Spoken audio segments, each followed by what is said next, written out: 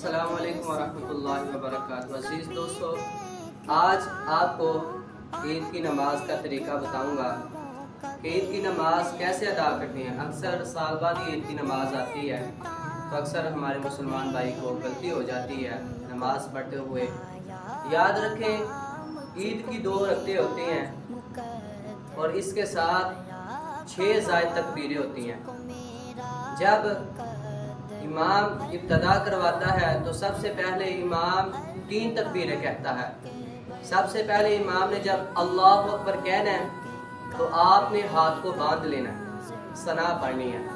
सना पढ़ने के बाद फिर इमाम ने अल्लाहु अकबर कहना है, हाथों को कानों तक उठाना है, हाथ खोल देने हैं। फिर दूसरी मरतबा अल्लाहु अकबर जब कहा, फिर अल्लाहु अकबर कहने के बाद हाथ को खोल दिया। अब जब तीसरी मरतबा इमाम अल्लाहु अकबर कहेगा